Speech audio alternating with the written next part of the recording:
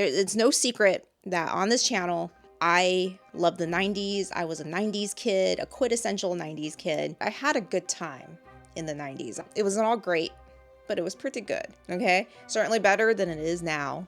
And what do I call it? Current events. It's better than it is now. When I need something to pep me up, when I need something to comfort me, you know, in times of darkness, I think about the 90s. Now, let's just say they like took 14-year-old me, New Year's Eve, 1999, you know, the millennium, on the eve of the millennium. And then you were to take me and freeze me just like Demolition Man, which I owned on a VHS, by the way, and put me in a hyperbolic sleep for several decades and thaw myself and thaw me to 2025. Oh, God. First of all, I would be like, what the hell? What the hell is happening to this world? Why are people a lot dumber than they are? Have you all gone mad? Then I would say, did I leave the 90s? You promised me I was going to leave the 90s, but why do I feel like I'm still in some kind of like bizarro time warp future version of the 90s is not as good? The fashion is not that much different. I look at high school students, they dress like I did when I was in high school. I went back to my old college this year, you know, just to visit. Obviously, everybody looked younger. Everybody was also a lot shorter. Everybody was dressed the same way I used to dress in like 2002 through 2006. So that's weird. Friends is still as popular as ever. Seinfeld is still as popular as ever. The reruns are still happening. The movie stars that were big in the 90s are still around and headlining movies. Tom Cruise still headlines a movie. Gwyneth Paltrow is more popular than ever. Leonardo DiCaprio is still around. He's not as pretty as he used to be, but he's still around and headlining movies. The movies and TV shows are reboots, throwbacks, nostalgia mining the 90s. So 14-year-old me would go like, what's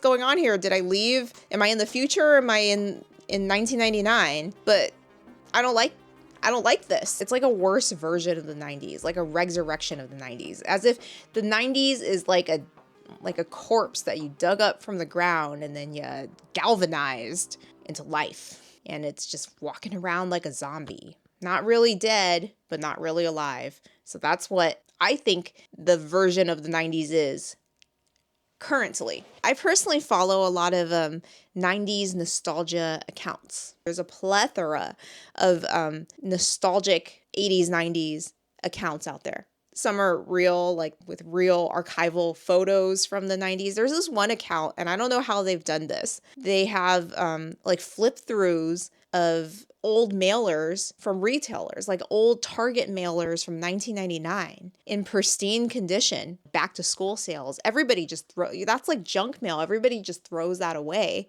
And some people have miraculously saved them. I'm not going to say hoarding is good. I don't condone hoarding, but in that sense, it does have some societal benefits for nostalgia reasons. So I follow 90s like nostalgia throwback accounts. If you're a 90s kid, remember these erasers? Remember these Lisa Frank folders? Remember these trolls? We had pencils that smelled like fruit.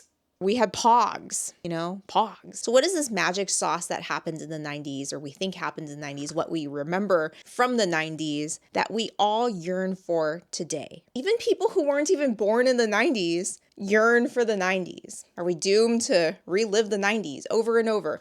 The sun just came out. The 90s continues to live on in some kind of bizarro 90s groundhog day. Like we can't get away from the 90s, and we technically are living in some warped version of the 90s. That's my theory. I'll explain that to you later. So my name is Teresa, and this is, I don't like the way I said that.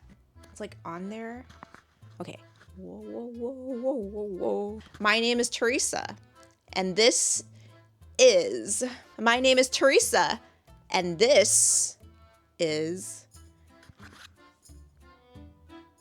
actually, I don't know what it is. A brilliant title is on the tip of my tongue, and it'll come to me. It's just not going to come to me at this moment. So this video is just an excuse for me to talk about cozy things of the 90s. I just want to feel good. I want to talk about vibes of the 90s. I'm trying to set myself up for a cozy mood here. I want to just go back to where we all want to be.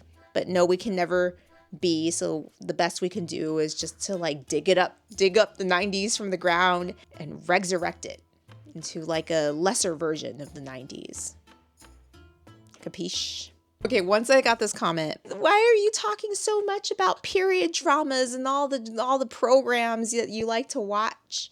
It was a video about period dramas, okay? What do you want? Somebody wrote, this old lady, she's probably lonely and she probably just wants to talk about her life. It's true. I'm an old lady. That's how I can prove to you that I was a 90s kid, that I'm an elder millennial 90s kid. That's how I can prove to you, because YouTube is serving me up. They're serving me up like menopause ads like you wouldn't even believe. I don't think I have menopause yet, but they're anticipating it, you know, as a potential customer here. We need to treat her hot flashes, stat. And then since I watch YouTube on my TV, sometimes when you're trying to skip an ad, I accidentally hit send this menopause ad to my phone. And then I also hit send this like Ford Raptor ad to my phone by accident. So now they have this dossier on me in which they think that I'm a menopausal woman who wants to drive a truck. Maybe they're right. Like when I go through the change, what if I just buy a giant truck and I go off-roading? Because that's just what you want to do. You want to get in that mud. Maybe she's just a sweet, lonely old lady that wants to talk about her life. I am an old lady, premenopausal, by the way, who just wants to talk about her life. And I just want to talk about the 90s. So just bear with me, guys. When I was a kid in the 90s, I didn't even know what menopause was. I suspect my mom was going through it. From my recollection, she was a pleasant woman. And then all of a sudden, I'm not going to go there, but if you think that I am bitchy now pre-menopause, just wait till I start having hot flashes, you know? I have great memories of my 90s childhood, great rose-colored memories. So like as time passes, you kind of just forget the parts that weren't so good and you just remember the good parts. So now my recollections of my childhood is just like a highlight reel. It's like an Instagram highlight reel of the best. And I often wonder that if I were to live in the 90s as an adult, would I be happy? My good memories of the 90s were from the perspective of a kid without the burden of having to earn a living, without the burden of having a job. All I was responsible for was going to school and having fun. If I were an adult woman in the 90s, maybe I wouldn't even have a good time. I would probably have a bob, frilly white socks with my penny loafers, tapered pants, like a floral vest, like an existential crisis in my cubicle. I'd probably be at war with my fax machine. After work, I'd just probably head on to the bar and knock back Zimas like it's going out of style. I would think I need to be on a diet. Like I would need to be on some kind of Weight Watchers diet. I'd be spraying, I can't believe it's not butter onto my toast and stuff. So now that when I think about it, the 90s weren't all, it wasn't perfect. It wasn't the days of wine and roses. I ended the 90s as a teenager, 14 years old. And I got to tell you, there was a month during my freshman year of high school where I was just really hungry. I was really hungry. I didn't eat lunch for an entire month. All I subsisted on was like diet bars, these like strawberry, raspberry snack bars or something. I don't even remember what they're called. And it promised that you don't need to eat a meal. You just need to eat this bar. I just subsisted on, I had dinner. I did eat, okay? I had dinner and it all went down, okay? It didn't come up. It all went down. I gotta be very careful with my wording here. And to be honest, I was pretty hungry. You try not eating lunch for a month. 1 month was as much as I can stand. And then afterwards, I'm like, give me those fries. I need those fries. So the 90s were not, I haven't said this phrase in a long time. 90s weren't all that in a bag of chips. And believe me, when I was 14 during that 1 month, I desperately wanted some chips, but I couldn't have it. The appeal of the 90s, I think, is we are in a state where we think that technology has advanced so far, you know, with AI and everything, technology has advanced so far that we, at some intrinsic level, we're perceiving it as destructive to humanity. We're living in a dystopian future or on the brink of a dystopian future where technology has advanced so far, it has kind of infested your everyday life, whether you want it or not. With AI, with just being chronically online, a slave to your screens all the time. Versus in the 90s, you had just enough technology to make your life convenient, to make your life easier, to make you feel connected, to make you feel optimistic about where technology is progressing, because you don't know how far it's going to progress. It's like the anticipation, like a bright future when it comes to technology, right? It's just enough to make your life convenient, but not enough that it takes over your life. Like when you are done with a computer, like basically when somebody needs to make a phone call, you're booted off the family computer in the living room, and then you go outside or you do whatever it is you do. You read some Goosebumps, you hang out with your friends, ride bikes around the sidewalk. So the technology is just enough to make your life easier, just enough that it gives you a taste that there's more possible on the horizon, and that gives you a optimistic sense of humanity. When I was in 8th grade, when we turned in a book report for English, 90% of the class turned it in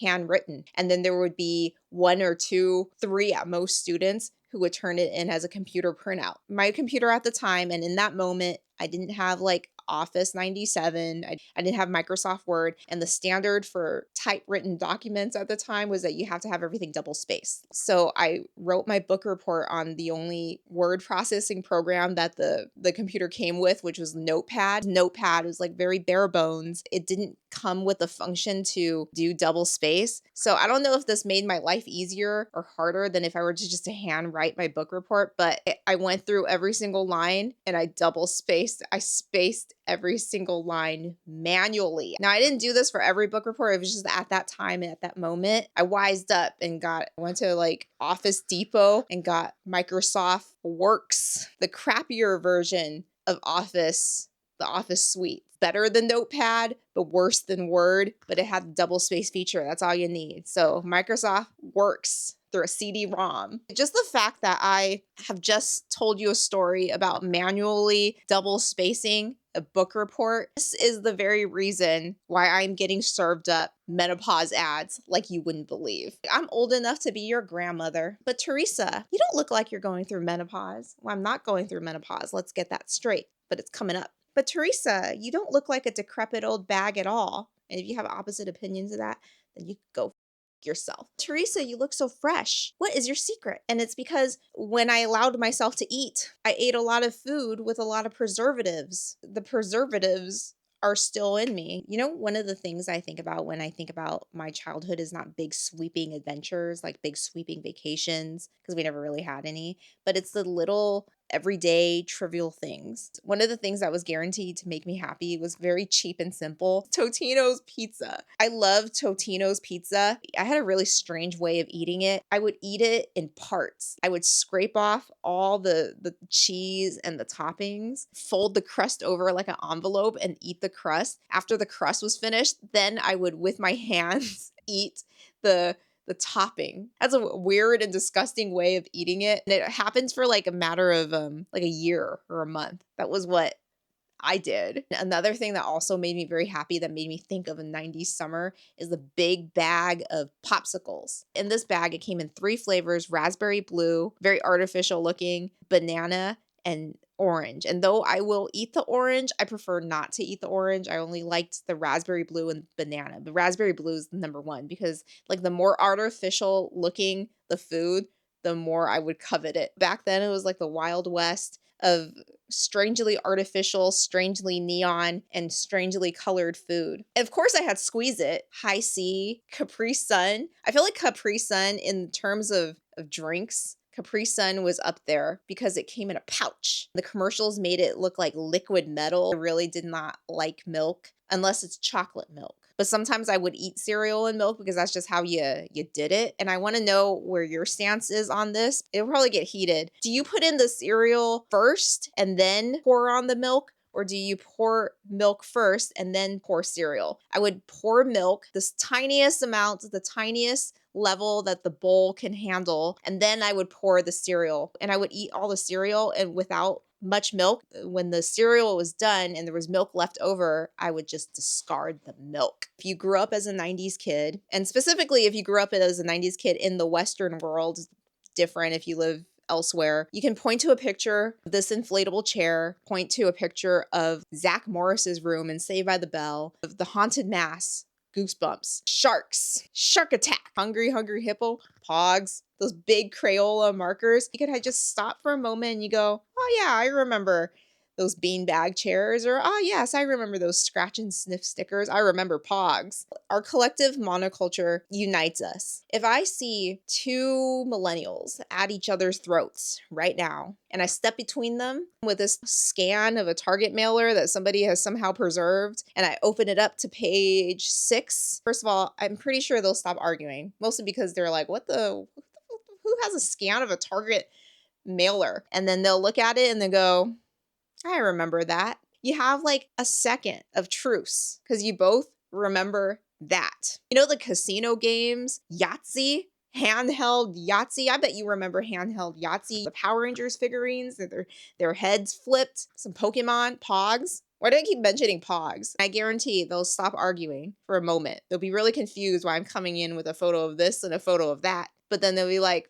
I remember that. In the 90s, it was kind of like the last stand for a monoculture. It's strange to think that something as simple as just watching the same movie or the same TV shows at the same time, because you had no choice. You didn't have that many channels to choose from. If you missed it, then it's gone. The fact that everybody had to show up at the same time and watch the same movies at the same time, then years later on, you can mention it and then somebody will be like, oh yeah, you don't even know this person, but you have this shared connection with them over something as banal as a TV show that you watched 30 some years ago. Versus now it's kind of like, for example, K-pop Demon Hunters, which was awesome, by the way. If I were to talk about it with my friend, chances are they haven't watched it, or chances are they're not subscribed to Netflix, or I'm not subscribed. They've got it on their to watch lists and they'll get to it after they watch something else that you're not watching. Or let's say they watched it a month later after you recommended it and now they want to talk about it, but you've already moved on. It's not the same as this everybody showed up on Sunday at 9 p.m. and you watched it all at the same time so you could talk about it the next day. That little change makes all the difference. And it's like strange to think that little change and something trivial as just watching TV can have this effect on you 30 years from now. If I came up to somebody my age who is also getting served menopause ads and I said, remember when Ross and Rachel were going through a break? Then he was her lobster. And then they're like, yes. Remember that Joker fish in Batman, the animated series? How disgusting that was. And they're like, say no more. Remember when Urkel turned into Stefan after he made that like machine? And then they're like, yes. Did you ever ship Rogue and Gambit? Remember when Gambit was like, Gambit loves you. Give me 2 millennials, I swear I will bring peace. It's like no matter what their difference is, for a moment, just looking at this random stuff, random collection of items and TV shows and movies and video games form the building blocks of a collective childhood. Even if you personally never owned any of these toys or never watched any of these movies, but you know of it and you were part of it, even though you didn't firsthand experience every single thing, you were aware of it, it was part of you. It brings a sense of just like a moment of truce, a moment of camaraderie. These rad neon erasers or this backpack with a clock on it. I don't know what it is about 90s kids, but we love to be scared. Maybe it had to do with the popularity of Goosebumps in the 90s, but we just really love to be scared. There were certain Goosebump covers that I literally cannot keep face up because it was so scary to me, but I couldn't stop reading it. The Haunted Mask really creeped me out. Night of the Living Dummy. And then for some reason, Say Cheese and Die. Like I specifically only read scary stories. And do you guys remember scary stories to tell in the dark? The ultimate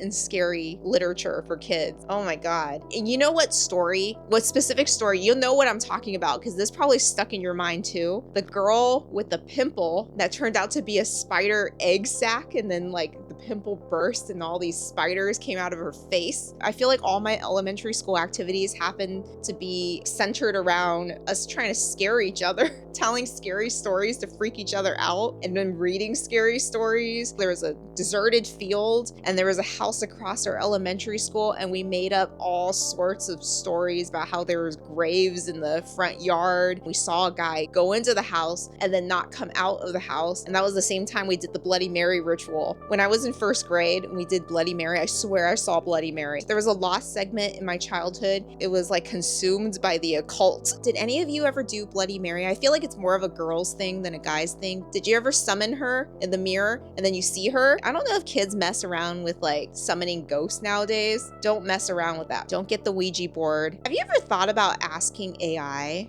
about Bloody Mary?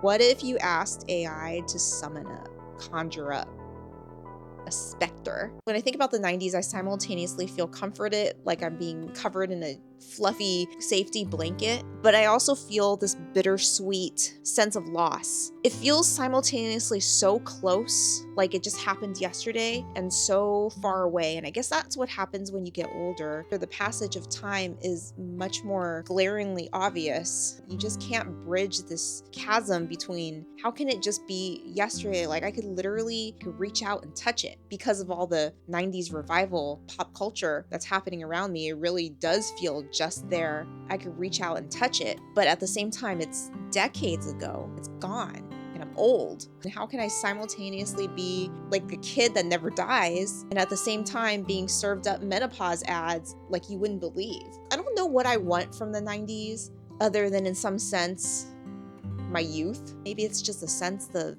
being young and having hope and optimism. It's something that I see as fragile, and it's something that I see as having existed. I need to believe that it will exist again, and I need to put it under lock and key. I need to put it in a bell jar. I need to grow it. And it's something that I want to give to people who don't have it. Does that make sense? I'm trying to figure it out. Once something is lost, it's lost forever. Once your youth is lost, it's lost forever. But you can still be young in spirit. I feel like this is deeper than I'm capable of. Every time I try to get a little deeper than I'm capable of, I feel like I start to cry for no reason. I'm on this hair trigger of emotion at any moment. I guess that's in the terrain of menopause. I defy you, stars! So if you made it this far, please drop this CD emoji in the comments down below. We listened to some CDs in the 90s, didn't we? We listened to some great music. If you've enjoyed this video, please give it a like. And if you've enjoyed me, then consider subscribing to my channel. And I'll see you next time.